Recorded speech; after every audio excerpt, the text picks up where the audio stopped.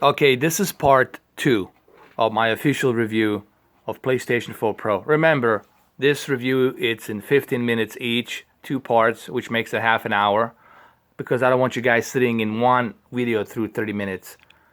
So that's why I split it in 2 parts. On my last part, I was talking about my opinions about this console. And the first 5 minutes, I will go through my opinions about this console and how I feel. And then after that, I will give you the factual information, what this console can do and can't do, and the benefit of it, the factual facts that are inside my PlayStation 4 Pro. First, let's talk about my opinions. As you all know, in my first part of the video, I was talking about how opinions really don't matter that much because it's just your opinions. I was using a reference as to athletes and NBA, talking about LeBron and Bosh and Kobe Bryant from Lakers, right? It doesn't matter what my opinion is about these athletes, okay? They are well-adjusted, successful athletes. So my opinion doesn't mean jack shit. The fact is they're all successful athletes, okay? They're known all over the world, all right? They sell the Nikes, they sell the merchandise. Their names is iconic, okay? So, having said that, my opinion doesn't mean jack shit. So, let me give you my opinion, what I feel about PlayStation 4 Pro, because I had it for a while now, okay? Here's my first opinion. That's a bit negative. I personally feel the mistake PlayStation 4 Pro, Sony made with PlayStation 4 Pro was that they confused, I honestly believe they confused consumers. Now, they didn't confuse me because I'm familiar with technology and I'm familiar and understand what they're trying to do. I understand that. But majority of regular Joes and regular Marys, they don't know, man. When you start talking to them in this technological jogger, when you start mentioning wide gamut, nits, 1000 nits, you start talking about teraflops and GPU and GDDR5 versus GDDR3, they have no idea what the heck are you talking about. You might as well talk about gibberish alien language, or something like shit like that, okay? They're not gonna have any fucking clue what are you saying. And I think they made a mistake there. And guess who took the advantage of that mistake?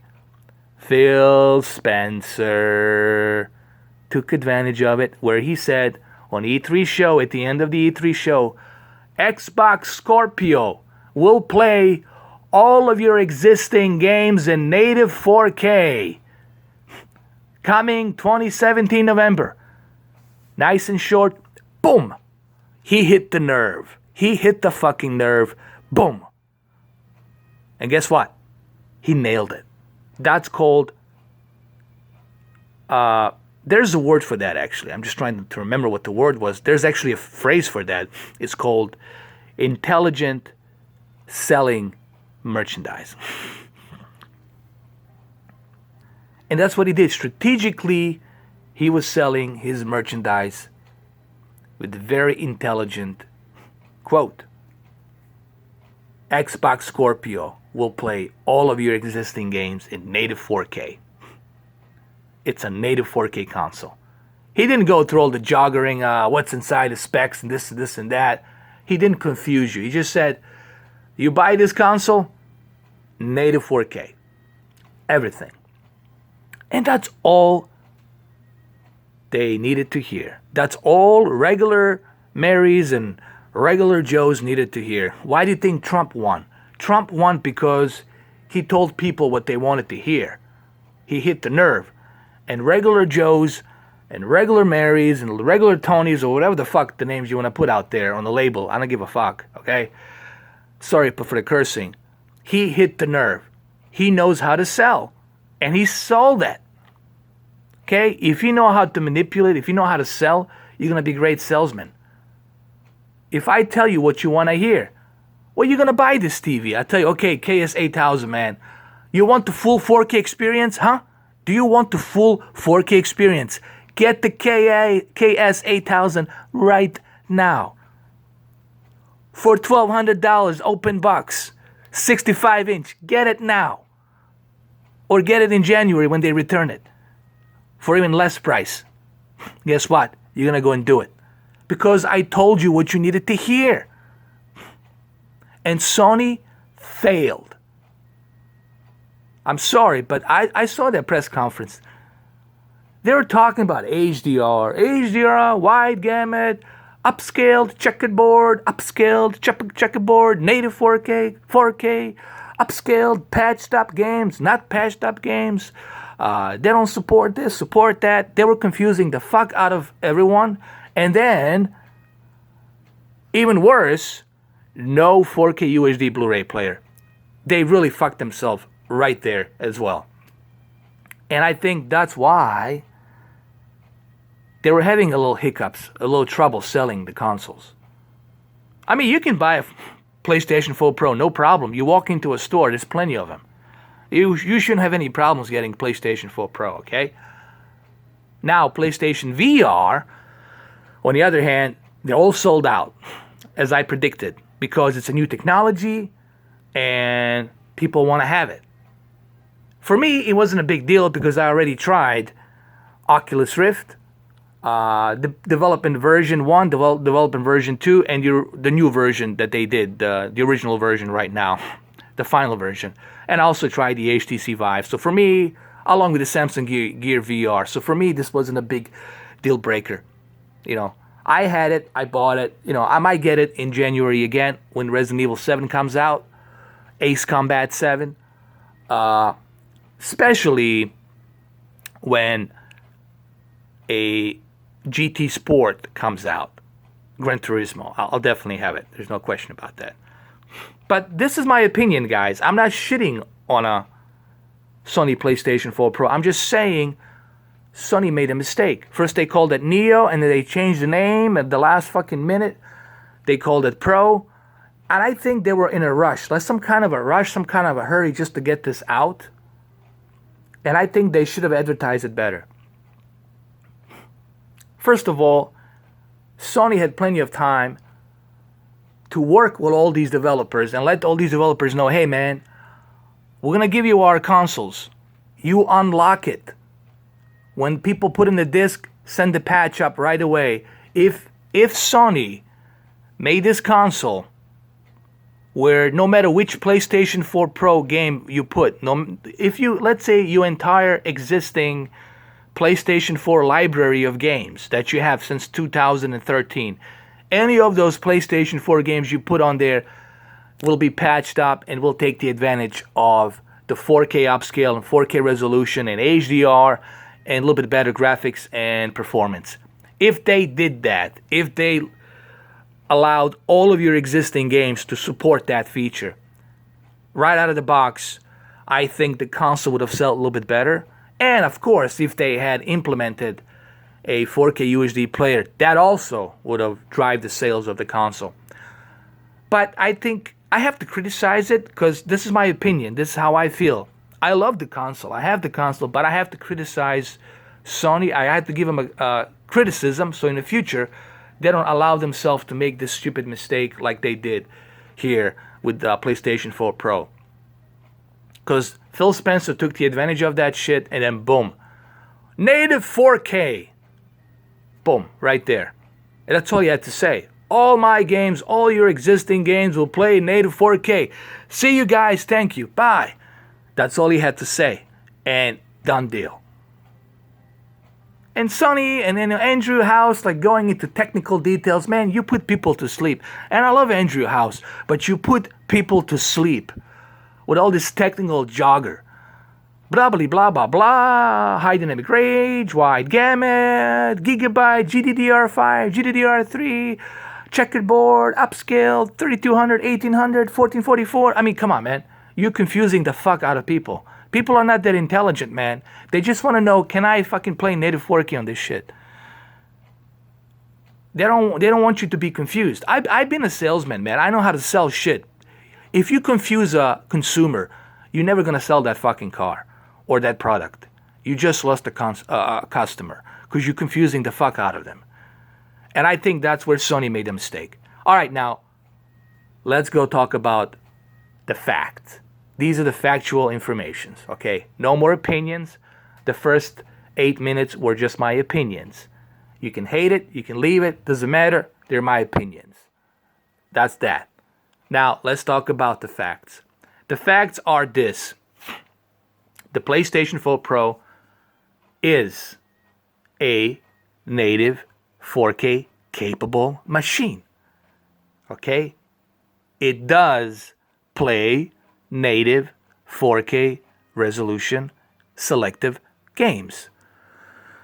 Games like FIFA 17. You see it right here? Games like NBA 2K17 with HDR, high dynamic range. All right? It does take that advantage. And also games like Skyrim Special Edition, Skyrim 5 Special Edition. It also plays native 4K resolution. So, for all of you Xbox fanboys to say that it doesn't play native 4K, it is wrong. It does. It is a native 4K capable machine.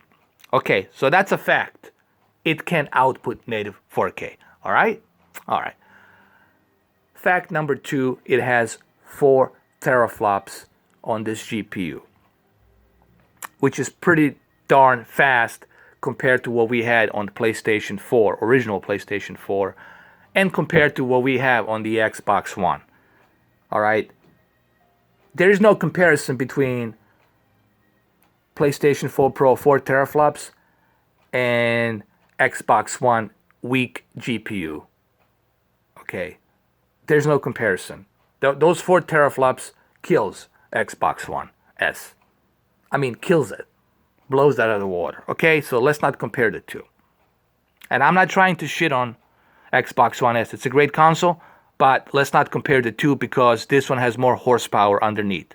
That would be like me comparing a Ford Mustang with the Prius, all right? So let's relax. The engine with 8 cylinders and 450 horsepower will be much faster than the one that has only 4 cylinders and only 200 horsepower, all right? That's just the end of that. Okay, so 4 teraflops, it has that inside. That's a fact. Fact number 3, it has 8 gigabytes of GDDR5 RAM. GDDR5 RAM, which definitely helps that 4 teraflops. Okay? And also, fact number 4, it has additional 1 gigabyte of GDDR5 RAM exclusively just for the background applications they're running on the console. And that's good that it has that because it helps the console when you're playing a video game, and if something's being updated in the background, you're not going to have that lag. You're not going to lose any of that input lag you're not going to have because the application already has the 1 gigabyte memory to do what it needs to do to update stuff in the background, all right? Which is kind of cool. And fact number 5 is that the console doesn't. Okay, read my words. Repeat after me. And forget about Xbox fanboys. Forget about Crap Gamer. Forget about all those idiots out there that were shitting Review Tech USA. All of them, they're putting the misinformation. Forget about them. Okay, they're just doing it for the money, clickbait. PlayStation 4 Pro does not overheat. And it does not burn. It's not a Samsung Galaxy Note 7, okay? I have it. It's fine. I had it for a month now. Almost for a month. Okay, close to a month. And I played the shit out of it. Nothing. It works as smooth as a butter. Sure, it gets warm a little bit if I'm playing an intensive game like NBA 2K17 or Watch Dogs 2 or Battlefield 1 or what have you. All right, it gets a little bit intense and it gets a little bit warm, but it keeps it cool. The vents on each side keeps it cool. All right, so there's no overheating issues whatsoever on PlayStation 4 Pro. So that's a myth. That's a myth. Okay? Now, these are all the facts. Yes, it outputs native 4K resolution. Yes, it supports HDR. And yes, it plays selective games in native 4K, which I just told you. And yes, even the games that are not totally native 4K, it does support a higher resolution with enriched graphics. For example, Tomb Raider supports the enriched graphics. That's the great ability to use to switch between a 4K resolution and enriched graphics. And then if you don't like the enriched graphics, you have the ability to switch on highest frame rate. So that's a cool thing that they're giving you these choices of availability. My only complaint that I was giving to Sony was that they were confusing the Sony fanboys. They were confusing the consumers when they were going into all this technical jogger, checkerboard upscaling, switching between the resolutions and highest frame rate and all this other stuff. And certain games are being patched up. Not all the games are supporting it. And then doesn't have HDR 4K UHD Blu-ray player built into it. They just didn't advertise it correctly. That was my negative that I was giving to Sony, is you guys didn't advertise it correctly. You spend too much time on technical jogger. And that's why you put people to sleep. In my opinion. So, what else can I say? Okay, there's a couple of things I can talk about too here before I end this video. Is the fact that I think I already mentioned it runs really fast, but it does support 4K streaming applications. That's another cool feature about PlayStation 4 Pro. Not only are you going to be able to play your PlayStation 4 games and patched up PlayStation 4 Pro games on native 4K and upscale checkerboard 4K with HDR on selective titles and take the advantage of certain options, enriched graphics, higher frame rate, 4K resolution, HDR. You do have that option. Not only do you have that option to enjoy your games in 4K and HDR and all the other goodies that comes with it, but at the same time, you can enjoy 4K streaming like Netflix and Amazon, and it works fine. I can click on it right now. Here I am on a Netflix right now, and if I go to the 4K content that I want to watch, like Moving Arts for example, I click on it and it's a 4K. Click on it. There it says Ultra HD 4K. It starts right away. Starts right away. There. And looks fantastic on 4K.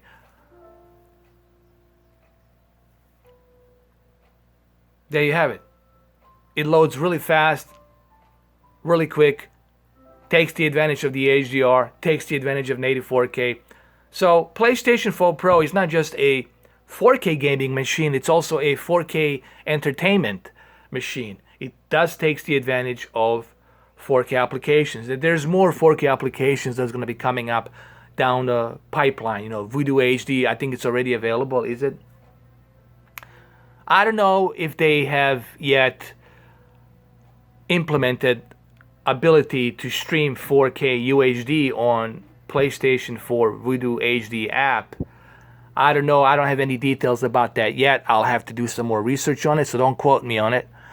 But I'm pretty sure in the future there will be more 4K streaming apps that will support PlayStation 4 Pro. So, overall, let me exit out of here. And like I said, it's a very fast console. It really responds really fast. You've seen how just quickly I went from the Netflix and all the different apps. It runs fast. And here, look at my controller. That's how fast it is. So it's been 20 minutes now. This is part 2. So I think I did the best I could. I gave you my opinions and facts. Now, my opinions are just my opinions. You don't have to agree with them. You can disagree with them.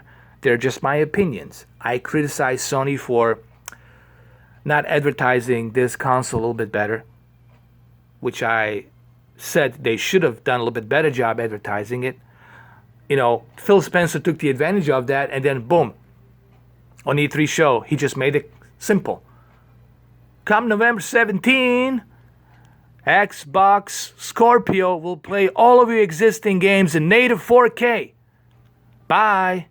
That's all he had to say. He did say 6 teraflops there to sweeten the deal, but that's it. 6 teraflops and all your 4K games will be native 4K. Bye. Simple. That's all he did, and then boom, he closed the deal. Sony didn't do that. Sony first went from Neo and now the Pro, and then they were confusing people. Checkerboard, resolutions, numbers, technical jogger, wide gamut, 10-bit, high dynamic range. They were confusing people. Patched up, not patched up, supports, doesn't support. And I think they made that mistake there. They should have advertised a little bit better, quite frankly. And they should have made all of the existing games to support the advantage of, to take the advantage if, okay, let me put it this in the final closing statement. If PlayStation 4 Pro was able to take the advantage of every existing PlayStation 4 game that's available since 2013 and take the upscale resolution from 1440p to 1800p and HDR, if they took the advantage of the GPU and CPU on every single game, I think that the console would have sell better. Because right now it's selling okay, but it's not selling where it should be selling. You can walk into a store and you can get one, no problem, okay? And it's not selling the way it should have been selling. And that's, again, my opinion. I think the Sony made a mistake there. And I don't care about 4K UHD Blu-ray player, even though that would have sweetened the deal if they put it in there. I'm sure Sony fanboys and even I would have paid gladly $500 if they utilized that every existing game on your console since 2013 will utilize HDR and will utilize that power and checkerboard upscaling to 1800p to 1440p to 4K and some selective games to native 4K on top of the 4K UHD Blu-ray player. If they had done that, I guarantee you this thing would sell much, much, much quicker, much, much faster. All right, so I gave you my opinion. I gave you my facts. Love it or hate it. This video really is love it or hate it. I know there's going to be 50-50. 50 dislikes, 50 likes. Some people are going to like it. Some people are going to dislike it. You know what? There's nothing I can do that for you guys. That's just on you. Quite frankly, it doesn't matter to me. I gave you my opinion, and I gave you the facts. Take it for what it is, guys. And I'll see you in the next video. Have a good one.